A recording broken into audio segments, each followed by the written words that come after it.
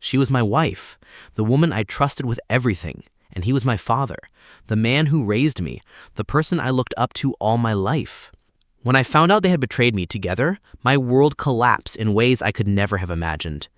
What they did behind my back wasn't just an affair, it was the ultimate act of humiliation, and I knew I couldn't let it go unpunished. My name is Daniel, I'm 35 years old, and until a few months ago, I thought I had built a stable life. I had a wife, Melissa, who I believed was loyal, caring, and by my side through everything. And I had a father, Richard, who, despite his flaws, was always a figure of authority and someone I respected deeply. My father and I were not best friends, but we were close enough that I never doubted his support. I never thought these two people would be the ones to shatter me. It started with small things I didn't immediately connect. Melissa suddenly became more distant, making excuses to avoid spending time with me, but then showing up with a smile whenever my father was around. I thought maybe I was imagining it. She always claimed she loved my dad like her own father, and I believed it. What I didn't realize was how far that twisted affection had gone. The night it all came crashing down, I wasn't even supposed to be home early. I had finished work ahead of schedule and decided to surprise Melissa. Pulling into the driveway, I saw my father's car parked outside my house. At first, I thought he had come over to drop something off, maybe some tools or papers, as he often did. But when I walked inside, the silence felt wrong. The house was too quiet, too still. I remember the smell of Melissa's perfume lingering heavily in the air, mixed with something else, something intimate. My chest tightened as I walked toward the bedroom, every step heavier than the last. And when I pushed the door open, I saw them. My wife and my father tangled in the sheets of my bed, the place that was supposed to be mine and Melissa's sanctuary. My mind froze. For a moment, I couldn't process it. I couldn't breathe. My wife looked at me with wide eyes, her lips still parted as if caught mid-whisper, while my father, brazen as ever, didn't even move right away. It was as if he wanted me to see, as if the shame wasn't his to bear, but mine. The rage that built inside me was unlike anything I'd ever felt before. I didn't shout. I didn't attack. I just stood there, the image burning into my head, a scar that would never fade. Melissa scrambled to cover herself, stammering excuses, saying it just happened, that it meant nothing, but her words were noise compared to the betrayal that pulsed through my veins. My father finally got up, looked me in the eye, and told me I should be a man about it. That was the moment I realized they didn't even regret it. They weren't sorry. They had chosen themselves over me, and they thought I'd be too weak to do anything about it. That night I walked out without a word, but inside me something had changed. I knew I couldn't let this pass. I wouldn't scream, I wouldn't beg, I wouldn't cry, I would plan. They had destroyed the family bond, and I was going to make sure they paid for it, slowly, carefully, until they understood the weight of what they had done. After that night, I didn't go back home for several days. I stayed in a cheap motel on the edge of town, unable to face the sight of either of them. Melissa called me nonstop, leaving voicemails about how she had made a mistake, how it was just a moment of weakness, how she loved me and wanted to fix things. My father, on the other hand, never once tried to reach out, which only confirmed what I already knew. He didn't see it as a mistake. He saw it as his right. That silence from him burned worse than Melissa's pathetic apologies. While I sat in that motel room, my anger shifted into something sharper. This wasn't just about betrayal, this was about humiliation. They had stolen not just my trust, but my dignity, and I wasn't going to sit back and let it rot me from the inside.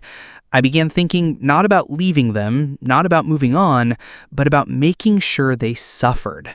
I wanted them to feel stripped bare, just as I felt when I saw them together.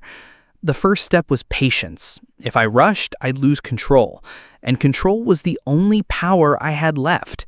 So I began gathering information. Melissa had a habit of oversharing online, and though she tried to act discreet, her phone and laptop held more secrets than she ever intended. I went back to the house when I knew she wouldn't be there and installed a small program on her laptop that let me access her messages. It didn't take long before I saw conversations between her and my father, ones that made my stomach turn. They weren't just hooking up. They were talking about how free it felt, how they didn't need to hide forever, how maybe one day they could just admit it. The arrogance in those words lit a fire in me. They thought they could erase me. They thought I was disposable. The second step was making them believe I was broken. To Melissa, I pretended to be distant, but undecided, like I was too lost to make a decision.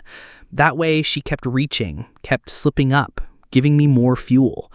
To my father, I said nothing at all, which only made him comfortable, like I wasn't a threat. In their eyes, I was weak, and that was exactly the mask I needed. But beneath that mask, I was building my plan. I started reaching out to people in my father's business circle. He owned a contracting company, and his reputation in town was spotless, or so everyone believed. What they didn't know was that his books weren't clean, and thanks to Melissa's late-night conversations with him, I had all the proof I needed. Bank transfers, shady invoices, under-the-table deals. She had typed it all out as if the two of them were invincible. I collected every screenshot, every document, every dirty little secret, and stored them where no one could erase them. My father's empire wasn't built as solid as he made it look, and with the right push, it would crumble. Melissa was no safer. She had been siphoning money from our joint account into a private one I didn't know about. She thought she was clever, but with the access I had, I traced every dollar. I didn't confront her. I let her think she was still ahead. Every move they made, I documented. Every lie they told, I caught. The third step was timing. Revenge isn't about striking fast, it's about striking when they least expect it. And I knew exactly when. My father's upcoming company gala, where he would stand in front of hundreds of people, bragging about his success, his legacy, his family values. That was the night I would burn everything down. I could already see it in my head. The shock on their faces, the whispers spreading through the crowd, the empire collapsing in real time. That vision kept me alive in the dark days when the rage threatened to swallow me whole. I wasn't broken. I was sharpening myself into something they couldn't escape. And when the night came, they would finally know what it meant to betray me. The weeks leading up to the gala felt like an eternity, but I used every moment to prepare. I played my part perfectly. Detached, quiet, almost numb. Melissa mistook it for healing, thinking maybe I was softening, that maybe I would forgive her if she just kept pushing the right buttons. She tried cooking dinners, leaving little notes, wearing the perfume she knew I liked. All of it sickened me, but I forced myself to smile faintly, to act like I was too tired to resist. My father, on the other hand, carried himself with even more arrogance than before. I saw him once when he came by the house to drop off some tools he borrowed, and the smirk on his face told me he thought he had won. He looked me in the eye like I was a child, incapable of understanding what a real man does. That smirk burned into my mind, feeling every ounce of resolve I had. By then, I had everything I needed. I had evidence of his fraud, proof of his shady deals, copies of Melissa's private account transfers, and enough incriminating material to destroy both of them. But I wasn't just planning to expose them. I wanted to orchestrate their downfall so carefully that they'd never recover. On the day of the gala, I dressed in my sharpest suit, the one Melissa had once said made me look like I belonged on the cover of a magazine. She asked if I wanted to come with me, and I nodded, pretending I was finally willing to be seen with her again. She looked relieved, maybe even a little smug, believing she had clawed her way back into my good graces. Inside, I was already picturing her face when it all went down. The venue was a grand hall in the city, filled with polished marble floors, glittering chandeliers, and a sea of people dressed in their finest. My father stood at the center of it all, shaking hands, laughing, basking in the admiration of his peers. Melissa clung to my arm like a proud wife, smiling at everyone as if she had no skeletons in her closet. It was almost theatrical, the way they both played their parts so flawlessly. They thought the audience only saw what they wanted them to see. But tonight, the curtain would fall. I had prepared a presentation disguised as a slideshow meant to celebrate my father's company achievements. I had volunteered to put it together, and of course he didn't question it. Why would he? To him, I was nothing but a beaten-down son desperate for approval. He never saw the knife until it was already pressed against his throat. As the speeches began, I watched him from my seat, clinking his glass, delivering his practice lines about loyalty, trust, and family values. The hypocrisy was so thick it made my teeth ache. Melissa squeezed my hand under the table, a signal she thought meant solidarity, but all I felt was disgust crawling across my skin. When my turn came, I walked onto the stage with a calmness that surprised even me. The audience applauded, expecting a polished tribute. My father nodded proudly, oblivious to the storm that was about to hit him. I clicked to the first slide, showing glossy photos of his early days building the company, smiling with workers, cutting ribbons. The room murmured with admiration. Then I clicked again. The screen filled with scanned invoices, payment records, bank transfers. At first, people looked confused, thinking it was some sort of technical error. But then the numbers, the dates, the signatures, his signature, began to sink in. Whispered conversations spread across the tables like fire. Faces turned from polite smiles to narrowed suspicion. My father shifted in his seat, his expression cracking for the first time. "Turn it off," he barked, his voice sharp, but it was too late. I kept clicking. More files, more records, screenshots of Melissa's messages about how he would handle the fallout if anything ever leaked. And then the pièce de résistance, screenshots of their conversations, graphic enough to make every person in the room understand exactly what kind of relationship they shared. The silence was deafening, broken only by gasps and the sound of my father slamming his fist against the table. Melissa's hand flew to her mouth, her face drained of color.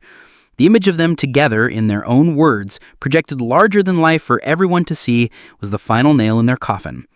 I looked out at the crowd, at the disgust, the betrayal mirrored on every face, and I felt a wave of cold satisfaction wash over me. They weren't just caught, they were ruined. And this was only the beginning. The chaos that erupted in that hall was everything I had imagined and more. People rose from their seats, whispering turned into open accusations, and my father's associates started pulling out their phones, scrolling through what I had leaked online moments before stepping onto the stage. Yes, I had timed it perfectly. The documents and messages were already uploaded to a secure site and shared with journalists, lawyers, and a few key business rivals. What they saw on the screen was only the surface. The real avalanche was waiting outside those gilded doors. My father stormed toward the stage, red-faced, veins bulging in his neck, barking at me to shut it down, to stop humiliating him. For the first time in my life, I didn't flinch. I stood tall, looked him dead in the eyes, and said nothing. The silence between us spoke louder than any words. Security intervened, but it was pointless. The damage was irreversible. Melissa, meanwhile, sat frozen at our table, her hand trembling around a glass of champagne she hadn't touched. She looked around desperately for someone to comfort her, but all she saw were disgusted stares and people stepping away, distancing themselves from her poison. That night, I didn't go home with her. I didn't even acknowledge her tears or her whispered pleas. I walked out into the cold night air, leaving both of them drowning in the wreckage I had unleashed. The next few weeks were a storm. My father's empire crumbled piece by piece. Investigations were launched, contracts were severed, and former allies turned into enemies overnight. His name, once synonymous with power, became a curse in every business circle. Melissa's life unraveled just as quickly. With my evidence, I filed for divorce and ensured that every penny she had tried to siphon off through secret accounts was frozen. She tried calling me, begging for forgiveness, saying she had been manipulated, but her voice was nothing but static to me now. She had made her choice, and so had I. I stayed quiet publicly, letting the headlines do the talking. Local business tycoon exposed by own son. Affair and fraud unveiled in shocking gala scandal. Family secrets bring down fortune. Every headline was another dagger to their reputation, and I sharpened each one by feeding reporters the exact details they needed.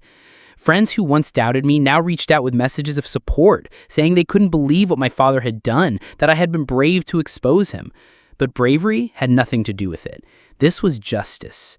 Justice for every time he belittled me, every time Melissa laughed behind my back, every moment I was made to feel worthless. Still, the nights were heavy. I lay awake sometimes, staring at the ceiling, replaying every detail of the betrayal. The image of them together haunted me, a grotesque painting etched into my memory. I told myself that destroying them was enough, that taking away everything they loved would balance the scales. But deep down, I wondered if the hole they left in me could ever be filled. One evening, I drove past the house I once called home. Melissa's car was gone, sold, or repossessed. I didn't care. The lights were off, the curtains drawn, and for the first time, the place looked as empty as it had felt in those final months. My father had moved out long ago, chased by debt collectors and lawyers. I parked across the street and sat there, watching the hollow shell of my past. I thought about all the memories, birthdays, holidays, quiet nights by the fire that had been tainted by their betrayal. And I realized something important. Revenge had given me justice, but it hadn't given me peace. Not yet. That realization didn't weaken me. It sharpened me, because peace wasn't something they could take from me. It was something I would build for myself. But before I could rebuild, I had one last card to play, one final act that would ensure they could never crawl back into the shadows and rebuild their own lives. If they thought I was done, they were wrong. The final act began with silence, the kind that lingers before a storm. My father had vanished from the public eye, hiding from creditors and lawyers, while Melissa clung to scraps of her old life, trying to rebrand herself as a victim. I wasn't going to let either of them slip away quietly. I had spent months collecting every piece of evidence, not just about their affair, but about the corruption, the lies, the double lives they led. My father's financial crimes were already under investigation, but I had more. Emails, offshore accounts, falsified records. As for Melissa, I had recordings of her conversations with him, the mocking words she used about me, the way she bragged to her friends about securing her future by tying herself to my father's wealth. People needed to hear it all. So I gave it to them. I compiled everything into one massive dossier, released anonymously through a journalist who owed me a favor. The story broke like wildfire, painting a picture of betrayal so deep it made headlines across the country. My father was branded a fraud, Melissa a schemer. Their faces were plastered everywhere, no longer admired, but despised. They couldn't walk into a room without whispers following them. They had built their lives on reputation and wealth, and now both were ash and dust. The day Melissa finally called me, sobbing, saying she had nothing left, I listened in silence. She begged me to meet, to at least talk, but I didn't. She had made her choice the moment she crawled into my father's bed. As for him, he sent me one letter from whatever cheap motel he was hiding in. It was rambling, angry, blaming me for his downfall. He wrote that blood should be thicker than water, that I had turned against my own father. I burned the letter without reading it twice. Blood might be thicker than water, but betrayal is thicker than both. In the weeks that followed, I felt something unexpected, a sense of release. Their voices no longer echoed in my head. Their laughter, once cruel and sharp, had been drowned out by the sound of their own destruction. They had nothing left to take from me. One evening, I drove out to the coast, parked my car, and watched the waves crash against the rocks. The ocean didn't care about betrayal, wealth, or revenge. It just moved, endless and unstoppable. I thought about what I wanted next. Not for them, but for me. For the first time in years, I allowed myself to imagine a life that wasn't built around their shadows. Maybe it would be quiet, maybe it would be hard, but it would be mine. That was the true victory. They had tried to break me, but in the end, they had only freed me. I had carried out my revenge, I had destroyed their worlds, and now I was standing in the wreckage, alive, breathing, ready to move forward. Their betrayal had made me stronger, sharper, more aware of what I would never tolerate again. The story I write now isn't about them anymore. It's about me, choosing to live, not as a victim, but as someone who took back control no matter the cost. When the dust settled, I stood alone, but not broken. The people who had once pitied me now looked at me differently. Some whispered admiration, others fear, but all understood one thing. I wasn't someone to be portrayed without consequences. My father was gone, hiding in the ruins of his pride, his empire dismantled piece by piece until there was nothing left but his name, which now meant disgrace. Melissa, stripped of the comfort and security she thought she had secured, drifted between cheap apartments and desperate acquaintances, her beauty no longer currency, her charm no longer enough to shield her from the truth that followed her everywhere. They wanted me ruined, but I was still here, stronger, sharper, untouchable. Yet revenge wasn't the end of my story. It was the beginning. I realized the greatest power I held wasn't just in destroying them, it was in choosing what came after. I invested the little I had left into rebuilding a life on my own terms, free of their shadows.